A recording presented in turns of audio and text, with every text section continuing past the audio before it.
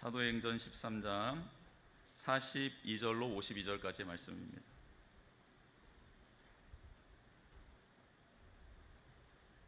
신약성경 210면에 있는 사도행전 13장 42절로 52절까지 교독합니다. 제가 먼저 읽겠습니다.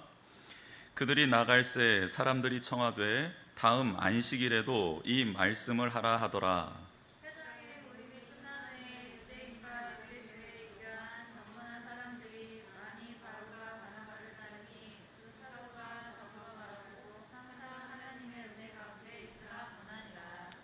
그 다음 안식일에는 온 시민이 거의 다 하나님의 말씀을 듣고자 하여 모이니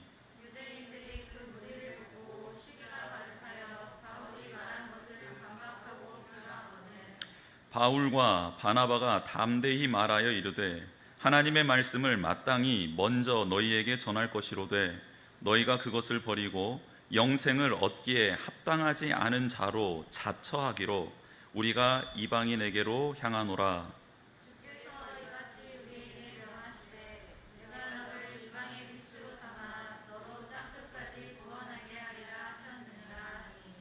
이방인들이 듣고 기뻐하여 하나님의 말씀을 찬송하며 영생을 주시기로 작정된 자는 다 믿더라. 이에 유대인들이 경건한 귀 부인들과 그 신의 유력자들을 선동하여 바울과 바나바를 박해하게 하여 그 지역에서 쫓아내니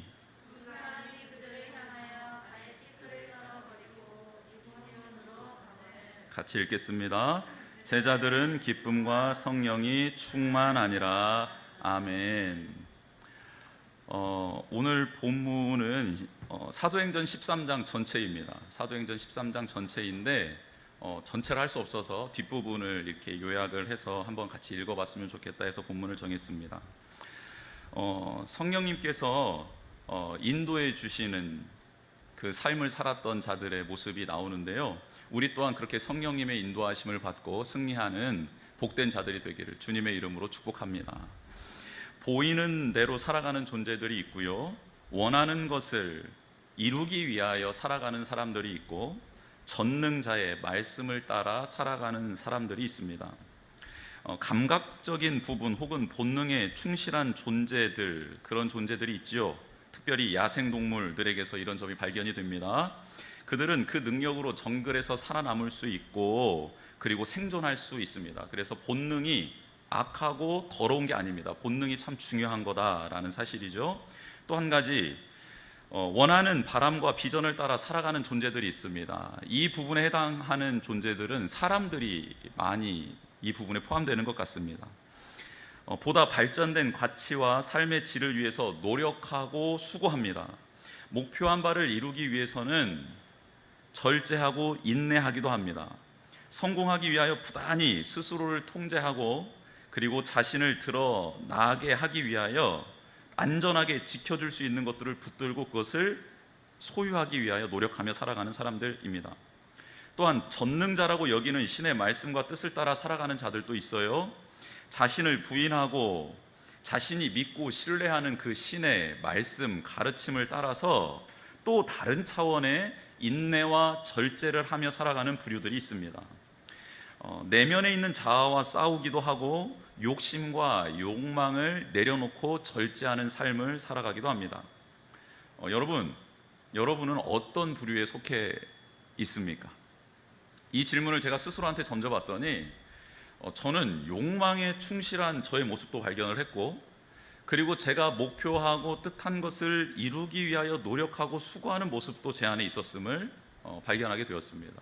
또 한 가지, 저는 전능자를 유일한 하나님 예수 그리스도로 하고 믿고 있는데 그분의 말씀을 따라 내 목표를 이루는 절제와 수고 말고 그 하나님의 뜻을 따라 살아가기 위하여 절제하는 모습, 또 그분을 닮기 위하여 노력하는 모습, 인내하는 모습이 제 안에 있음을 발견하게 되었습니다. 그렇다면 질문을 이렇게 한번 바꿔보면 좋겠습니다. 제가 말씀드린 그 세 가지의 분류 중에 어느 쪽에 치우쳐서 살아가고 계십니까? 본성을 따라 보이는 대로 살아가는 부분이 많이 있습니까? 아니면 내가 원하는 것, 목표하는 것을 이루기 위하여 수고하고 애쓰는 영역이 내 삶에 많이 있습니까? 또 마지막으로는 우리가 믿고 있는 하나님, 우리가 전능한 자, 구원자, 유일한 자라고 믿고 있는 그 예수 그리스도의 말씀 따라 살아가기 위하여 절제하며 그 말씀이 나의 삶에 나타나고 그 능력이 임하기 위하여 간구하며 나아가는 삶의 영역이 많으신가요? 오늘 본문에 바울과 바나바가 등장합니다. 이들은 이방인 땅 수리아 안디옥을 세웠고 그 교회를 섬기고 세운 지도자들입니다. 두 사람들도 처음에는 보이는 대로 살아갔던 사람들이지요. 그러다가 이 땅에 조금 더 가치 있는 삶이 무엇일까를 찾아 헤매며 그렇게 자신이 원하는 것을 얻기 위하여 노력했던 이들이기도 합니다. 그래서 바나바는 많은 재물들을 소유하게 되었고 성숙한 인격자가 되어 있었습니다. 그게 바나바가 추구했던 자신의 삶의 목적이었던 것이에요. 예수님을 만나기 전까지 나는 저들보다, 다른 사람들보다 성숙한 인격자가 되었으면 좋겠다. 그리고 나는 많은 소유를 갖고 이걸 통해 선한 일을 했으면 좋겠다라는 바른 생각, 바른 가치관을 가지고 살아갔던 사람이었다라는 거죠. 바울도 마찬가지입니다. 그는 다소에서 태어나서 헬라 문화권 하에 살아가고 있었던 사람이죠. 그래서 그는 다양한 학문을 접할 수 있게 되었습니다. 그래서 그는 학문에 능통한 자가 그의 삶의 목적이었어요. 그래서 당시 최고의 학문이었던, 학파였던 가말리엘이라는 문화 안에 들어가서 최고의 수학을 배웠던 자였습니다. 그리고 성경을 이해하고 율법을 준수하는데도 능통했던 자였어요. 왜냐하면 그는 바리새인 중에 바리새인이었고 유대인이었기 때문입니다. 그래서 그는 자신이 믿고 있는 토라, 자신이 알고 있는 율법을 어떻게 하면 잘 지킬 수 있을까, 그 경지를 어떻게 높일 수 있을까에 대해서 최선을 다했던 사람이었습니다. 이들은 본성대로 살아가는 자가 아니라 원하는 것을 이루기 위하여 최선을 다했던 사람들이었죠. 그런데 이랬던 두 사람이 예수님을 만납니다. 성령님을 인격적으로 체험을 해요. 그래서 그들의 삶의 방향과 목적이 달라져 버립니다. 자신이 원해서 소유하게 된 것들을 팔아버려요. 내려놔 버립니다. 하나님의 말씀을 가장 고상한 것으로 여기고 그가 그동안 습득했던 지식들을 배설물로 여깁니다. 말도 안 되는 일들이 일어나죠. 이 대목에서 우리는 한번 이 질문을 해봤으면 좋겠습니다. 그렇다면 도대체 믿음이 무엇일까? 믿음이 무엇일까? 여러분, 믿음은 하나님과의 관계입니다. 즉 하나님을 만나서 끝나는 게 아니라 하나님을 만난 이후에 그분과 교제하고 알아가고 닮아가고 변화되어가는 그 모든 일련의 과정을 우리는 믿음이라고 말할 수 있습니다. 하나님과의 관계가 틀어져 버렸고 만날 수 없는 우리를 위해서 예수님이 오셨습니다. 그래서 예수님은 당신의 생명을 내어주시면서 그 막혔던 관계, 그 담을 허물어 주셨지요. 그래서 우리는 하나님과 만날 수 있게 되었습니다. 그런데 이 만남이 끝입니까? 만났으면 땡입니까? 아니라는 거예요. 만나고 난 다음, 예수님을 통해 하나님을 만나고 난 다음 이제 새로운 여정, 믿음의 삶의 여정이 우리에게 주어지게 된다. 이게 성경이 말씀하는 믿음의 전체 과정입니다. 바울과 바나바, 그들은 그렇게 예수님을, 하나님을 인격적으로 만났고 그 만나주심으로 생겨난 그 믿음을 소유하며 믿음 따라 살아가는 인생이 되었습니다. 바울과 바나바가 1년 넘게 사역한 안디옥 교회에서 일어났던 일이 사도행전 13장 1절에서 3절에 기록되어져 있습니다. 제가 읽어드립니다. 안디옥 교회에 선지자들과 교사들이 있으니 곧 바나바와 니게르라 하는 시므온과 구레네 사람 루기오와 분봉왕 헤롯의 젖동생 마나엔과 및 사울이라. 주를 섬겨 금식할 때에 성령이 이르시되 내가 불러 시키는 일을 위하여 바나바와 사울을 따로 세우라 하시니 이에 금식하며 기도하고 두 사람에게 안수하여 보내니라. 아멘. 짧은 기간이었음에도 불구하고 바울과 바나바는 지도자들을 세웠습니다. 직분과 사회적 배경을 떠나 하나님의 영으로 충만한 사람들을 세웠고 그들은 주님을 섬기는 일에 충성하였습니다. 그들이 모여서 금식하고 있을 때였어요. 함께 하나님 아버지 앞에 엎드려 금식하며 기도하고 있을 때 성령님이 임하셔서 그들에게 말씀을 주십니다. 성령님은 그들에게 이렇게 말씀하세요. 내가 누군가를 세우고 싶다. 그리고 그 세운 자들을 통해 내가 원하는 일을 시키고 그를 보냈으면 좋겠다라고 말씀합니다. 그때 모였던 지도자들은 그렇게 엎드려 말하지요. 그럼 누구입니까? 말씀해 주십시오. 그때 성령님이 그들에게 동일한 이름을 말씀해 주십니다. 바나바와 사울이니라. 그들을 따로 세우라고 말씀합니다. 안디옥 교회를 개척한 멤버입니다. 아니, 그 교회를 담임하고 있었던 바나바와 바울입니다. 그들을 따로 세우라는 성령님의 말씀, 그들에게 시킬 일이 있다, 그들을 다른 곳으로 보내야겠다라는 성령님의 음성 앞에 초대교회와 지도자들은 어떻게 행동합니까? 다시 금식합니다. 금식을 하며 하나님의 뜻을 들었음에도 불구하고 하나님 뜻 앞에 다시 금식합니다. 왜 금식했을까요? 저의 목숨을 내놓겠습니다. 절대 그 일은 일어나서는 안 됩니다. 이렇게 금식했을까요? 아니에요. 금식을 하는데 왜 금식하냐면 자신의 생명, 자신의 의지, 자신의 생각을 내려놓겠다라는 결단의 표식이었습니다. 하나님의 뜻에 순종할 수 있도록 그 유일한 길인 기도에 매진하기 시작합니다. 그리고 하나님의 말씀대로, 성령의 말씀대로 두 사람을 세우지요. 그리고 안수하여 떠나보냅니다. 여러분, 너무 신기하지 않습니까? 바울과 바나바뿐만 아니라 안디옥 교회 지도자들도 하나님의 뜻을 살아가는 사람들이었다라는 거예요. 교회 성도들도 놀랍습니다. 왜냐하면 성령의 감동으로 행동하는 지도자들의 의견들을 다 받아들여요. 초대교회 성도들이. 그리고 세운 지도자들, 자신의 담임 목회자 두 사람을 안수하고 파송하는 데 동의하고 그 모든 일들을 격려하고 응원하더라는 겁니다. 어떻게 이런 일이 일어날 수 있습니까? 여러분, 만약에 제가 하나님이 다른 길을 부르십니다 하고 제가 떠나면 어떻게 될까요? 우리가 막 기도하는데 성령님의 음성이 한음성이 들려주시고 사람을 세워라, 보내야겠다는데 하나님이 저를 지목하신 거예요. 모두가 다 들었어. 여러분, 저를 순순히 내어주시겠습니까? 고개를 끄덕끄덕 하시는데 좀 서운하기도 하고 아멘이기도 하고 근데 그런 일이 일어나고 있는 거예요. 여러분, 초대교회 하면 떠오르는 생각이 뭡니까? 저는 초대교회 하면 떠오르는 생각이 있어요. 기적과 이사입니다. 놀라운 일들이 막 일어나잖아요. 기적이 일어나잖아요. 하나님의 역사, 영광이 막 임재하잖아요. 그로 인해서 그 초대교회에 수많은 사람들이 몰려들잖아요. 그리고 그들이 변화돼서 또 나가잖아요. 막 이런 게 꿈꿔지지 않습니까? 초대교회 하면.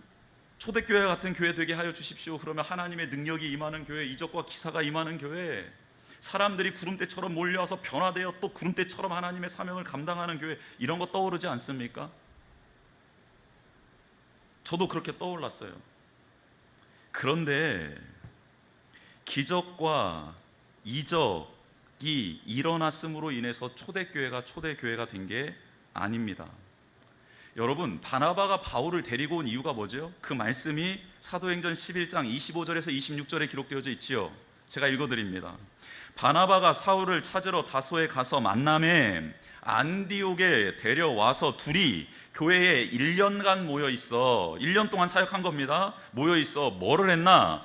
큰 모인 무리들을 가르쳤고 제자들이 안디옥에서 비로소 그리스도인이라 일컬음을 받게 되었더라 라는 말씀이 있습니다.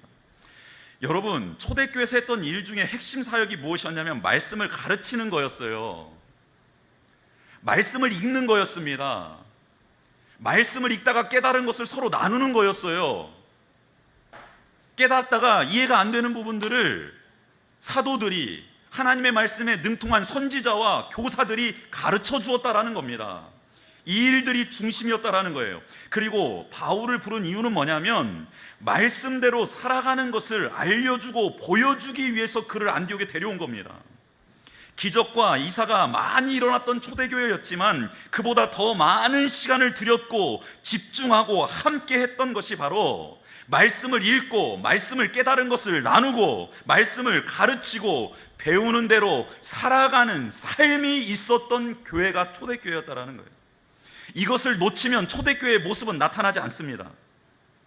즉 안디옥 교회 성도들이 지도자들의 성령의 음성을 듣고 말도 안 되는 행동을 하고 있을 때 그것을 인정하고 그것을 격려하고 받아들일 수 있었던 이유는 초대교회 성도들은 말씀 앞에 있었던 사람들이기 때문이에요. 말씀을 읽고 말씀을 깨달았던 자들, 그 깨달은 말씀대로 살아갔던 삶이 있었기 때문에 말도 안 되는 하나님의 음성, 그 음성을 듣고 움직이는 지도자들, 그 음성을 듣고 목회자들이 떠나겠다라고 결단하고 안수받고 떠나는 그 현장에 하나님을 찬양하며 높여드리며 그 공동체가 그 일을 한마음으로 감당하게 되었다라는 겁니다.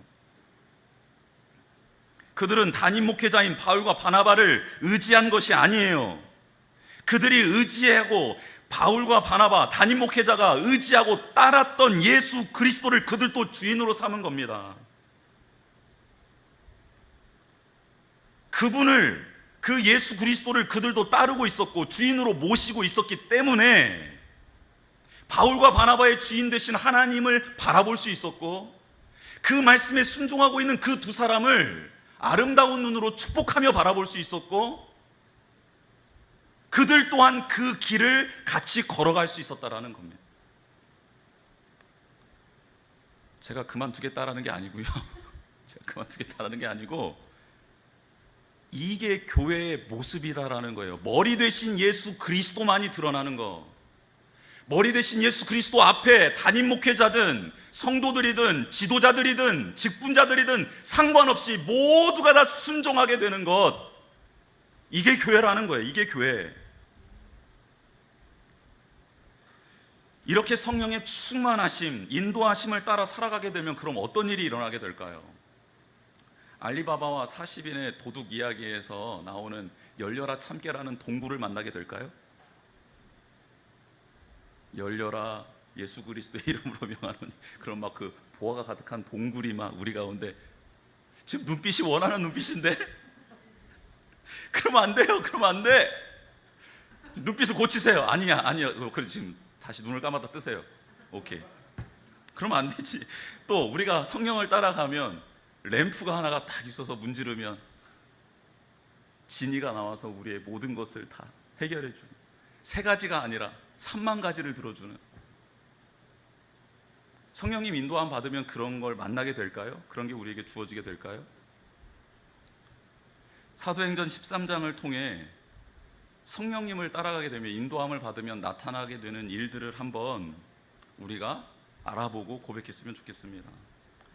첫 번째로는 자기 중심이라는 감옥에서 빠져나오게 됩니다. 자기 중심이라는 감옥이 모든 이들에게 있는데 그 감옥에서부터 빠져나오게 되는 게 바로 성령님의 인도함을 받는 자들의 첫 번째 주어지는 은혜입니다. 여러분, 부흥하고 성장하고 잘 나가고 있었던 안디옥 교회입니다. 여러분, 그리스도인이라는 호칭이 처음 있었던 교회가 안디옥 교회예요. 이방인들이 들어왔는데 이방인들이 변화되고 예수님을 따르게 되는 삶이 있었던 공동체가 안디옥 교회입니다. 얼마나 신났겠어요. 여러분, 신났겠어요? 신 안 났겠어요?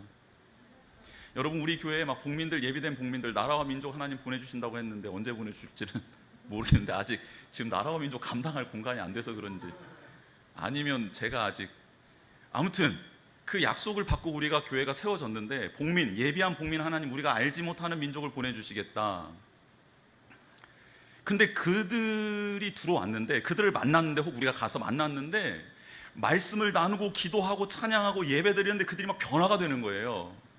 변화될 뿐만 아니라 그들이 주를 고백하고 그의 삶의 죄악들을 내어 던져버리고 예수 그리스도를 닮은 삶으로 따라가기 위해 몸부림치는 게 예수님을 영접한 그 순간부터 일어나는 거예요. 얼마나 기쁘고 황홀하겠습니까?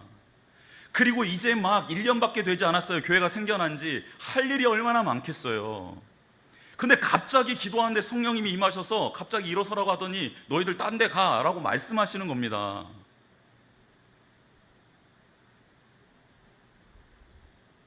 여러분이면 어떠세요? 여러분이 회사의 CEO예요. 막 회사가 지금 엄청 잘 되고 있어. 하나님이 은혜를 주셔서 막 되고 있어요.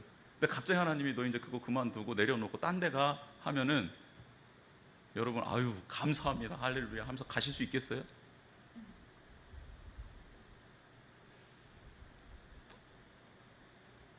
저는 어려울 것 같아요. 저는 어려울 것 같아요. 근데 여러분 이게 문제 아닙니까? 지금 한국 교회의 문제 아닙니까? 이게 한국 사회에 이게 문제 아니? 기득권 내려놓기 싫은 것 이거 문제 아닙니까? 끝까지 어떻게 하면 우러먹을 수 있을까? 사골 국물 내듯이 이거 하나님이 주신 건데 내 거야라고 딱 쥐어 틀고 이렇게 있는 것 아닙니까? 이것 때문에 지금 모든 문제가 발생되는 것 아닙니까? 그런데 어느 날 갑자기 임한 이 성령님의 음성 앞에 바울과 바나바가 일어나고 편안했던 그곳을 떠나버립니다. 해야 할 일도 많았던 그곳을 떠나버려요. 담임 목회자로 인정받을 수 있는 곳, 권위와 그리고 명예가 세워질 수 있는 그곳을 떠나버립니다. 그리고 그곳에서 누려야 마땅한 그런 편안함과 행복함들이 사라져버린 완전히 반대편에 서게 됩니다. 선교를 하다 보면은 박해를 받고 시험을 당하고 어려움과 곤란함 가운데 처하게 되는 게 너무 자명한 일 아닙니까? 근데 그 반대편에 서는 거예요. 여러분 놀라운 것은 평안과 안정이라는 말로 포장되어 있는 자기 중심의 이 감옥이라는 것이 있는데 이 감옥은 절대 성령님의 인도함을 받지 않고서는 빠져나올 수 없는 감옥이라는 거예요. 근데 성령님은 그곳에 우리를 빼어주시기를 원하신다라는 거예요. 왜요? 그래야 영원한 생명이 있는 곳으로 갈 수 있기 때문입니다. 진정한 나를 찾을 수 있기 때문이에요. 하나님의 형상으로 온전히 거듭난 내가 될 수 있기 때문에 그 감옥에서 우리를 빼어주시기를 원하신다. 여러분 바나바는 더 기가 막힌 일을 당합니다. 이전까지는 바나바가 중심이었어요. 그런데 선교 여행이 시작되면서 그 중심축이 바울로 바뀝니다. 그래서 사도행전 13장 이전까지는 순서가 바나바 바울로 나오다가 13장부터 바울과 바나바로 바뀌어요. 이제 리더가 지도자가 바울이 돼버린 겁니다. 물론 바나바는 위로하는 자, 세워주는 자라는 별명이 있습니다. 그런데 그건 별명일 뿐이죠. 여러분 한번 생각해 보세요. 여러분이 그동안 주도해왔던 어떤 공동체 모임이 있는데 어느 날 갑자기 젊은 사람이 와서 그가 조금 뛰어나다고 해서 사람들이 그를 인정해요. 그리고 자리를 꿰차요. 자기 자리를. 그리고 어느샌가 지도자였던 나는 떨어져서 한 걸음 물러나서 아예 밑바닥에 떨어져서 팀원으로서 그를 따라가고 있는 거예요. 여러분 이게 상상이나 됩니까? 과연 우리가 할 수 있는 일입니까? 바나바는 자신의 틀 안에서 갇혀서 고통스럽고 또 번민할 수 있는 상황이었음에도 불구하고 그는 하나님 성령님이 인도하시는 대로 순종을 합니다. 그래서 바울을 세워줘요. 그리고 바울을 돕는 자의 자리로 넘어가 버립니다. 내려가요. 기꺼이 자신의 지위와 권위를 내려놓고 팀원으로서만 행동을 합니다. 비시디아 안디옥에 가서 회당에 들어가서 설교할 기회가 주어졌는데 바울이 나서서 설교하는데 바나바가 가만히 있어요. 아니 바나바라는 이름은 아예 언급조차 되지 않습니다. 여러분 여기에서 우리가 중요한 원리 하나를 배우게 돼요. 우리는 그리스도인으로서 하나님을 따르고 예수 그리스도를 주인으로 모시고 살아가는 존재라는 겁니다. 그래서 서로를 지체로서 섬기고 협력하고 사랑하고 위로해야 될 자이지 하나님이 우리에게 잠깐 맡겨준 그 위치, 지위 이런 것들은 얼마든지 변할 수 있다는 거예요. 그래서 때에 맞게 하나님이 감당시켜 주신 지금에 있는 이 자리에 충성하고 이 자리에 최선을 다하되 또 언젠가 하나님이 내가 섬겨야 될 자리를 바꿔주실 때 그때에도 기쁜 마음으로 순종하며 아멘으로 화답하는 게 그게 바로 우리의 모습이어야 된다는 겁니다. 우리는 계속해서 예수님을 닮고 따라가야 하는 한 가지 목적에만 충실한 존재가 되기를 주님의 이름으로 축복합니다. 사도행전 15장에 가면 예루살렘 회의가 열려요. 그런데 선교여행 1차 선교여행을 마치고 돌아왔던 바울과 바나바가 예루살렘에 가서 회의에 참석하는데 예루살렘 회의 때에는 바나바가 먼저 불리고 바울이 나중에 불려요. 또 바뀌어요. 왜 그럴까요? 예루살렘 교회에 있는 사도들은 바울을 인정하지 않아요. 바나바가 권위 있는 자라고 여기기 때문에 바나바를 앞세우는 겁니다. 바나바의 말을 경청해서 들어요. 근데 그때 바울 또한 아무 말하지 않고 뒤로 물러서 버립니다. 1차 선교 여행 때에 바나바가 물러서 준 것처럼 예루살렘 공회의에서 바울은 한 걸음 물러서요. 바나바가 앞장 세워줍니다. 왜요? 이런 게 그들에게는 중요한 게 아니었기 때문입니다. 참 어려운 일인데 참 쉽게 합니다. 여러분, 성령에 충만한 교회는 뭔지 아세요? 참 어려운 일을 참 쉽게 하는 교회입니다. 자기 중심이 가득한 교회는 어떤 교회인지 아세요? 참 쉬운 일을요 되게 어렵게 합니다. 성령님은 지금 자기 중심이라는 감옥에 빠져 있을 수밖에 없는, 그리고 그렇게 될 수밖에 없는 바울과 바나바 초대교회를 긍휼히 여겨주셔서 그 감옥에서부터 빠져나올 수 있도록 도와주십니다. 두 번째로, 성령의 인도하심을 받으면요 영적인 전쟁터로 들어갑니다. 영적인 전쟁터 안으로 들어가게 되어 있어요. 바울과 바나바가 처음으로 간 곳은 구브로 섬입니다. 구브로 섬은 바나바의 고향이기도 합니다. 근데 그 섬에 갔더니 총독, 로마에서 세운 총독 서기오 바울이라는 사람이 그곳에 있어요. 그래서 그들에게 바울과 바나바가 복음을 전하고 그는 예수 그리스도를 영접하게 되고 신실한 그리스도인이 되어 바울과 바나바 일행이 선교 여행하는데 도움을 주게 됩니다. 그런데 이때 총독이 예수 그리스도를 영접하는 과정 가운데 한 가지의 일이 일어납니다. 바로 총독 옆에서 총독에게 바른 판단, 일처리를 할 수 있도록 도와주는 주술사, 마술사가 있었는데 바로 바에수라는 자가 있었습니다. 그런데 이 바에수라는 자가 총독이 예수 그리스도를 믿으려고 할 때 그것을 방해하는 거예요. 그러자 성령이 충만했던 바울이 그를 주목하게 되고, 그리고 그 영적인 전쟁터 안으로 바울이 들어가게 됩니다. 여러분, 구약 시대의 대선지자 엘리야도 제일 처음 하나님께 부르심을 받고 엘리야가 제일 처음 했던 게 그 사악한 왕 아합 앞에 서서 당신 때문에 이 나라 이 민족이 이슬을 만나지도 맛보지도 못하게 될 것입니다 라는 말을 첫 번째 선포하고 숨어버리죠. 숨고 3년 6개월 만에 나타나서 엘리야가 했던 게 뭡니까? 영적 전쟁을 치르는 일이었습니다. 분명히 하나님이 엘리야를 통해 영적 전쟁터 갈멜사르로 인도하지 않아도 됐습니다. 그냥 명령하셔서 하늘문 열어주셔서 비 내리게 하면 됐어요. 그런데 왜 첫 전쟁터로 영적인 전쟁을 엘리야로 하여금 감당하게 하셨을까? 여러분, 하나님의 일을 하고 하나님의 사명을 감당해서 나아가게 될 때 우리는 평탄하고 평화로운 평원 같은 곳을 거니지 않습니다. 그런 곳으로 하나님이 인도하시지 않아요. 우리를 전쟁터 가운데로 몰아넣으세요. 왜 몰아넣으십니까? 실제적으로 악한 영이 있고 악한 영에 지배받는 이들이 있고, 그리고 예수 그리스도의 영 성령님이 그 악한 것들을 물리칠 수 있음을 보여주시기 위함입니다.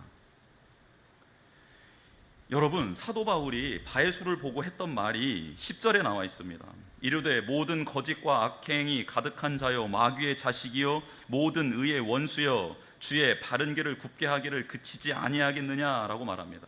바에수는 사탄의 지배를 받고 있었다, 정확히 말씀하고 있습니다. 그는 사탄이 주는 힘과 능력으로 총독을 조정하고 있었고 그의 세력을 확장시키고 있었습니다. 그런데 진리의 영으로 충만한 바울을 만나고 그는 완전히 꼬꾸러지고 자기 본연의 자리로 돌아가게 됩니다. 총독은 그의 주술로부터 자유로워지게 됩니다. 여러분, 영적인 싸움 반드시 해야 합니다. 세상과 이 땅에 살아가는 하나님의 백성을 유혹하고 시험하는 악한 마귀가 존재하기 때문이고, 실제 그 마귀는 영향력을 행사하고 있기 때문입니다. 예수님은 죽음을 이기시고 부활하심으로 사탄이 쏘는 마지막 화살, 사망이라는 화살촉을 부러뜨리셨습니다. 그리고 부활하신 주님은 지금 우리 안에 살아계시고 우리는 그 주님을 믿고 그 싸움을 싸워야 하고 반드시 승리하게 될 줄 믿습니다. 이게 바로 예수 그리스도 성령으로 말미암아 충만하게 된 우리를 인도해 가시는 하나님의 방법입니다. 마지막 세 번째는 멸망의 사슬에 묶인 자를 자유케 해줍니다. 비시디아 안디옥에 도착한 바울과 바나바는 그곳에 있는 회당에 들어가지요. 회당에 들어가서 유대인들이 알고 있는 역사적인 사실, 하나님의 말씀을 가지고 와서 그 약속하신 분, 구약에서 하나님이 이루시고자 하시는 그 약속이 예수 그리스도 안에서 성취되었다라고 선포합니다. 멸망과 죽음의 사슬에 묶여있던 자들, 그들의 결박을 끊을 수 있는 분이 오직 예수 그리스도밖에 없습니다라고 선포합니다. 애굽에서 종살이하던 이스라엘 민족이 어린 양의 보혈로 말미암아 온전히 구원받은 것처럼 멸망의 사슬로 묶여있는 여러분들이 예수 그리스도를 믿음으로 받아들임으로 말미암아 그 사슬에서 풀려날 수 있게 됩니다라고 선포해요. 구원받은 이방인들과 유대인들 그리고 경건한 사람들이 바울과 바나바를 따르게 됩니다. 하나님의 은혜 가운데 거하는 자들이 돼요. 그리고 그 은혜 받은 자들은 놀랍게도 다시 한번 그 주옥 같은 말씀을 우리에게 들려달라고 합니다. 그리고 일주일이 지나고 안식일이 되었을 때 바울과 바나바가 서서 바울이 하나님의 말씀을 전하려 하자 그 비시디아 안디옥에 있었던 모든 시민이 모였다라고 성경은 말하고 있습니다. 놀라운 것은 구원은 기적으로 일어나는 게 아니라는 거예요. 멸망의 사슬은 기적으로 끊어지는 게 아니라는 겁니다. 말씀이신 예수 그리스도, 그리고 예수 그리스도가 하신 말씀, 하나님이 주신 그 말씀으로 말미암아 끊어지게 됩니다. 오늘 본문에 보면 유대인들, 경건한 사람들이 구원받았다라고 나와 있지만 일부분이 구원받았다라고 말하고 있고, 놀라운 것은 전혀 율법과 선지자의 글을 알지 못했던 자들이 예수님을 믿게 되었다라고 성경은 기록하고 있습니다. 유대인들 중에 몇은 자신의 가치관을 버리고 기존의 지식을 내려놓고 복음을 받아들였어요. 그러나 대부분의 유대인들, 경건한 귀부인들조차, 그리고 그 지역에 살고 있는 유력자들, 권세자들, 유지들은 복음을 받아들이지 않습니다. 사전 지식이 있으면, 신앙생활을 한 경험이 있으면 예수님을 더 잘 따라갈 수 있을 거다라는 생각을 많이 합니다. 그런데 오히려 그게 방해될 때가 있다라는 거예요. 많이 배웠던 신학이, 성경의 지식이 예수 그리스도를 따라가는데 방해가 될 때가 있다라는 거예요. 신앙의 연륜이, 많은 다양한 영적인 경험들이 하나님의 말씀 앞에 순종하는 것을 방해할 때가 있다. 여러분, 성경은 정확하게 우리에게 경고하고 있습니다. 특별히 제가 경고의 대상이죠. 첫 번째 대상이죠. 어제 우리 청년들과 나누는데 우리 한 청년이 제게 그런 말을 하더라고요. 목사님은 일어나자마자 무릎 꿇는 그 습관이 있다라고 그때도 말씀해 주셨는데 저도 그런 습관이 있었으면 좋겠어요. 저도 예수님 더 닮아갔으면 좋겠어요 라는 말을 하더라고요. 근데 그 말을 듣는데 제가 너무 부끄러운 거예요. 여러분, 제가 매일마다 무릎을 꿇는데 그 무릎 꿇음이 매일매일 신선할까요? 매일매일 하나님의 그 달콤한 하나님의 임재 가운데 나아가기 위한 갈망함으로 엎드리는 걸까요? 아니요, 어느 때는 습관처럼 그냥 엎드려요. 엎드려서 다시 잘 때도 있어요. 너무 부끄럽더라고요. 그 청년의 그 고백을 듣는데 나도 목사님처럼 되고 싶다라는 그 고백에 제 자신이 너무 부끄럽더라고요. 익숙해져 있는 패턴이 있어요. 제 안에 말씀을 읽을 수밖에 없는 패턴, 교회에 나와서 예배드릴 수밖에 없는 패턴, 기도할 수밖에 없는 패턴 있어요. 제 안에 있어요. 경건의 모습이 있긴 합니다. 그런데 진짜 그 경건의 모습이 능력이 되어 있냐? 이것은 의문이에요. 정말 내 안에 있는 그 지식이, 내 안에 있는 그 경험이 예수 그리스도를 닮고 따르는데 도움이 되고 있느냐? 의문이라는 거예요. 의문이에요, 의문. 그래서 제가 어제 그 청년에게 함께 나눴던 우리 청년들에게 고백했습니다. 변질되지 않는 내가 되었으면 좋겠다. 아침마다, 하나님의 은혜는 아침마다 새롭고 늘 새로운데 이전의 것 울고 먹는 은혜 아닌데 그날에 합당한 은혜를 새 것으로 부어주시는 게 하나님일진데 나도 그렇게 하나님 앞에 기도하는 자가 되었으면 좋겠고 그렇게 되는 내가 되었으면 좋겠다라고 기도 제목을 나누었습니다. 여러분, 유대인들은 자신들이 원하는 메시아 상이 있었어요. 말씀대로 믿는 게 아니라 자신들이 믿고 싶은 대로 믿고 있었다라는 거죠. 이게 문제가 됩니다. 신학 공부도 하고 나름 영적 체험도 있고 풍부한 경험들이 있어요. 목회 경험들이 있습니다. 근데 이게 득이 되는 게 아니라 독이 되더라는 거예요. 독이. 여러분, 이 독을 빼내야 해요. 이 사슬에서부터 여러분도 해방되어야 합니다. 여러분, 기독교 전통으로 오래전부터 말씀 읽기 방법이 있어요. 말씀 읽기 방법 총 3단계로 이루어져 있는데, 첫 번째 단계는 하나님이 주실 말씀을 기대하며 하나님의 음성을 듣는 마음으로 성경을 편안하게 읽을 분량을 읽어가는 겁니다. 이게 첫 번째 단계예요. 두 번째 단계는 이제 그 편안하게 읽고 난 다음 내게 주시는 하나님의 음성이 무엇일까에 귀를 기우는 겁니다. 그래서 다시 읽을 때는 편안하게는 읽되 눈에 들어오는 거에 밑줄을 그거나 표시를 해놓는 겁니다. 구절의 말씀에. 마지막 세 번째는 다시 읽어가며 그 밑줄 해놓던 말씀이 앞뒤 문맥에서 어떤 내용인지를 알아가게 되고 깨달게 되며 그 말씀이 뜻하는 바대로 순종하는 읽기가 필요합니다. 순종하는 읽기. 이게 3단계 읽기입니다. 바울과 바나바는 성령님을 통해 이런 말씀 읽기를 했고 그 말씀으로 인해 자유케 된 것을 경험했던 자들이에요. 그래서 그들은 만나는 자들에게 이적과 기적을 베풀지 않습니다. 말씀을 나눠요. 들어보지 않았고 한 번도 귀에 익숙하지 않는 용어들이지만 그럼에도 불구하고 이방인들에게 정확한 하나님의 말씀을 전해요.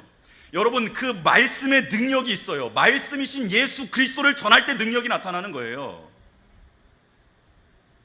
기적을 일으켰다고 해서 그 사람이 예수님을 믿을까요? 아닙니다. 근데 말씀을 전하게 되고 말씀이신 예수 그리스도를 전하게 될 때 기적이 일어납니다. 무슨 기적이요? 그를 올가매고 있는 멸망의 사슬이 끊어지는 기적이요. 나의 사슬을, 그 멸망의 사슬을 끊어줬던 그 은혜가 동일하게 일어나는 일들이 목격되게 되더라는 거죠. 우리가 자유케 되는 유일한 길은 말씀이신 예수 그리스도를 만나고 그 예수님의 말씀을 기억나게 하고 생각나게 하시며 순종하게 하시는 성령으로 충만해지는 것뿐입니다. 말씀이 우리를 가두고 억압하는 고통스러운 모든 일과 상황에서 벗어나게 해주십니다. 이게 말씀이신 예수 그리스도의 능력입니다.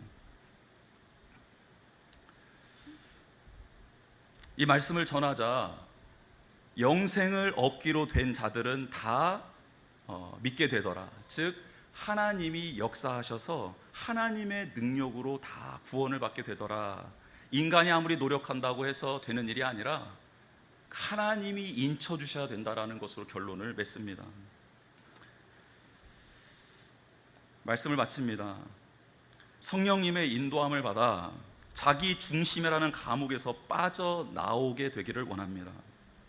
반드시 영적 전투를 치러야 하는데 이미 승리하신 예수님이 우리의 대장 되어 주셔서 그 전쟁터에서 우리에게 승리를 안겨주실 줄 믿습니다. 멸망의 사슬에서 죽어가는 영혼들, 그 영혼들을 말씀이신 예수 그리스도를 전함으로 구원에 이르게 하는 거룩한 그리스도인이 되는 저와 여러분 되기를 주님의 이름으로 축복합니다. 같이 찬양할까요? 시선 내게로부터